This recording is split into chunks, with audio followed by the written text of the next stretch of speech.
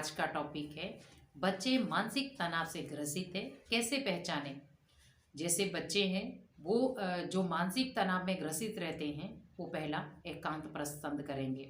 क्योंकि वो ज़्यादा किसी के साथ तालमेल नहीं रखेंगे। और कई बार मान लो हमने देखा भी होगा, बच्चे जब आंखों के सामने टिमटिमाते हैं, मीन्स आंखों के ऊपर उनके बर्डन पड़ता है हर चीज़ का,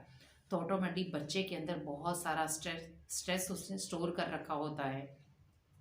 और उसके कारण वो मान लो आंखों का टकटकाना, मान लो कई बार कोई ऐसी हरकतें वो कर देता है जिसके कारण सीधा सीधा लगता है कि बच्चे के अंदर मानसिक तनाव बहुत ज़्यादा बढ़ गया है। तो मानसिक तनाव को देखते हुए माता पिता छोटी छोटी बातों का ध्यान रखें, क्योंकि जब बच्चा स्टार्टिंग में मानसिक तनाव में आए उसी समय उसके मानसिक तनाव को रोक दे। लेकिन जब मान लो वो अंदर एक जड़ पैदा कर देगा तो उसको उखाड़ना मुश्किल हो जाएगा, जिसके कारण फिर आपको डॉक्टरों के पास जाना पड़ेगा। और डॉक्टर भी आपको एक ही सलाह देते हैं कि बच्चों को खुशी का माहौल दे। तो इसीलिए बच्चे जब मानसिक तनाव से ग्रसित होते हैं तो उसका कारण सीधा सीधा हमारे घर का प्रभाव होता है या उसके ऊपर प्रेशर होता है, क्योंकि बच्चों के ऊपर हम कई बार बहुत सारा बर्डन डाल देते हैं, पढ़ाई का डाल देते हैं, बिजनेस का डाल देते हैं या कारोबार का डाल देते हैं। कई ऐसे बच्चे भी हैं जो पढ़ाई के साथ साथ घर के माता पिता का हाथ भी बटाते हैं, पिता के बिजनेस में भी हाथ बटाते हैं, जिसके कारण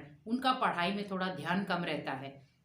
लेकिन बच्चा जो है वो करना कुछ और चाहता है, सोचता कुछ और है और करता कुछ और है, क्योंकि वो अपने माइंड को डेवलप नहीं कर पाता है। तो इसी प्रकार मन की उसकी मानसिकता को समझें, क्योंकि जब मानसिक तनाव उस बच्चे के अंदर आ जाता है तो बहुत सारी ऐसी चीज़ें वो करना शुरू हो जाता है जो आप देख भी नहीं सकते। और कई बार आपको वो चीज़ें पता नहीं चलती, लेकिन सामने वाला उसको समझ लेता है कि इस बच्चे को मानसिक तनाव हो रहा है, क्योंकि मानसिक तनाव बोलकर नहीं आएगा, लेकिन बच्चा धीरे धीरे उससे जूझता रहेगा और लड़ता रहेगा। कई बार मान लो मानसिक तनाव जब लास्ट स्टेज पर आ जाता है तब हमें पता चलता है कि मेरा बच्चा आज किस स्थिति से गुजर रहा है। कई बार बच्चे का पढ़ाई में मन नहीं लगता, पढ़ाई में वो चिड़चिड़ा हो जाता है, या कई बार आप कुछ बोलते हो उसको अच्छा ही है लेकिन वो फिर भी चिड़चिड़ेपन से आपको उल्टा जवाब देता है। तो वो सीधा सीधा कनेक्शन है आपका कि आपका बच्चा डिप्रेशन का मरीज हो रहा है,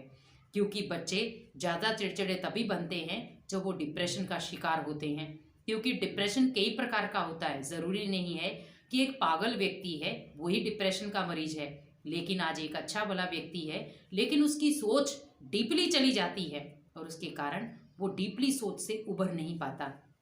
अपने बारे में ही सोचता रहता है कि बार बार मुझे ये कुछ ना कुछ बोलते रहते हैं, बार बार मुझे डांटते हैं, बार बार मुझे ये बोलते हैं, लोगों के सामने मेरे को हंसी मजाक उड़ाते हैं। तो उसके कारण वो बच्चे के मन में वो मानसिक चीज़ घर कर जाती है और कई बार वो मानसिक चीज़ ही उसके मानसिकता को ख़त्म करती जाती है। तो उससे आप सीधा पता लगा सकते हैं कि आपका बच्चा किस स्टेज से गुजर रहा है। तो इसीलिए बच्चे को किसी के सामने ना तो डांटे और ना किसी के सामने आप उसकी उलोचना करें, क्योंकि जब आप बच्चे को किसी के सामने डांटते हैं या बच्चे को किसी के सामने भी आप कुछ ऐसे अपशब्द यूज कर देते हैं तो बच्चे के मन में वो घर कर जाता है और बच्चा अपने माइंड को डेवलप नहीं कर पाता। तो इसीलिए अपने बच्चे के अगर माइंड को आपको डेवलप करना है तो पहले उसकी छोटी छोटी बातों का ध्यान रखना पड़ेगा, जिसके कारण कि पहला देखें कि मेरे बच्चे को किस चीज़ में ज़्यादा खुशी मिलती है तो वही चीज़ उसके सामने क्रिएट करें। अगर आपको पता चल रहा है कि मेरे बच्चे को